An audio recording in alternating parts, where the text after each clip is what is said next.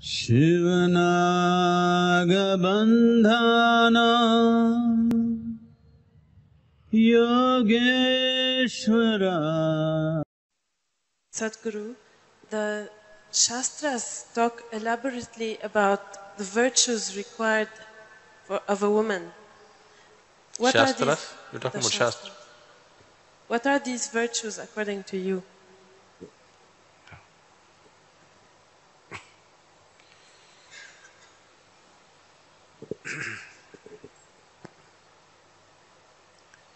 What virtues Shastras describe or demand out of a woman were pertaining to a certain time in history. This tradition has allowed this, that there are two dimensions to the teaching, Shrutis and Smritis. One is eternal, unchanging, another should be constantly evolved from generation to generation. So going by virtues or moral codes which were prescribed thousands of years ago may be just out of place today. But the basic virtue for any human being, whether it's a man or a woman, I don't see separate virtues for men and women. The basic virtue for any human being is to be true to himself. When somebody is really true to himself, then functioning in the world is just a question of adjustment. Adjusting to the situations that we have chosen to live.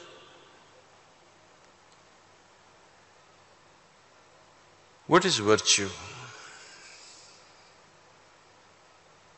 Only when you're truly empty, you're virtuous. Otherwise, if you are mind, you're never virtuous. Only when you're no more mind, you can be virtuous. Your ideas of virtue, if you do this, it's virtue, if you do not do that, it is something else. This is not life virtue, this is social virtue. Society's virtues are different, they serve the society. Life virtues serve life. I am somebody who serves life, not the society. So my virtues are of life. And the only true virtue or the virtue which allows you… Virtue means that which takes you beyond in a certain way. The only thing that can take you beyond is if you are no more a limited being, if you are a vast emptiness within you, every thought that you get, every emotion that you get, every feeling that you have, you are not really associated with it. You have all those things, but you are not that. That's virtue. When you are no more a bundle of thoughts or emotions or opinions or sensations, then you are perfectly virtuous. If you are identified with your sensations or your thoughts or your emotions or your opinions, then you cannot be virtuous because you will be biased with life. If you're truly virtuous, you must be beyond all bias. When you're identified with something, either the body or the mind or the emotion, there cannot be any virtue. Now, for example, is Veerappan a virtuous man? You know, Veerappan, is he a virtuous man? Today he is a criminal. Everybody is wanting to have him dead. But do you know, in Tamil Nadu, one of the greatest titles that used to be conferred to great heroes in the past was, one who has slain 1,000 elephants means it is like Paramvir Chakra. Veerappan has slain almost 500, 600. He's close to becoming the greatest chameleon ever isn't it? So, our values and virtues have changed. Today if you kill 1,000 elephants, you are a criminal who has to be put to death. But 1,000 years ago, if you killed 1,000 elephants, you were the hero of the highest order. So society's virtues are biased against life.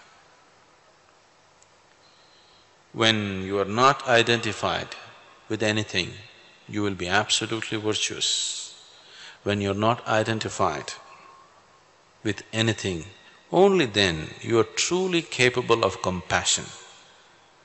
When you're identified, you can only be biased. When you're compassionate, you're always virtuous. People being sympathetic to certain causes of certain people is not compassion. When you're passionate about everything, when your passion has become all-encompassing, then you're compassionate. Compassion is not little pity or sympathy for something. When your passion encompasses everything, you're compassionate. Compassion is the highest virtue in a way, and compassion is not possible if you're identified with this or that.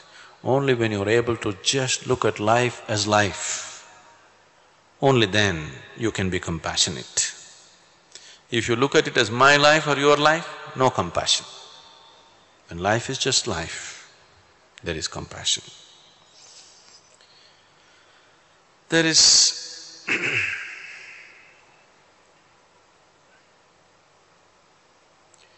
See, today everything that we do, even the so-called good causes, people who take up good causes are happening with identification.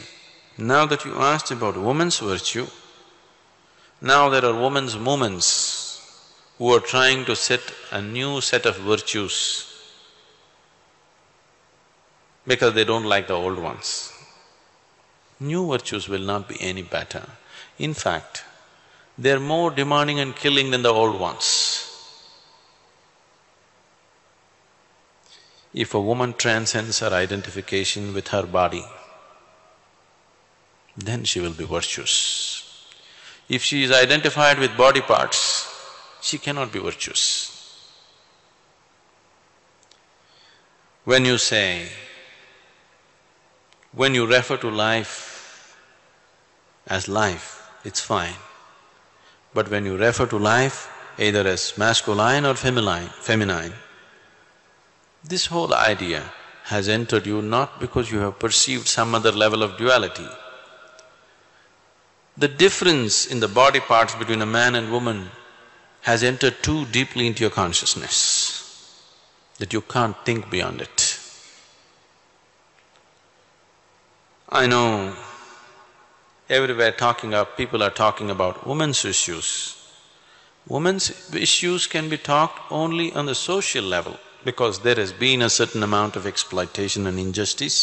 We can talk about it socially. But individually, there are no women's issues.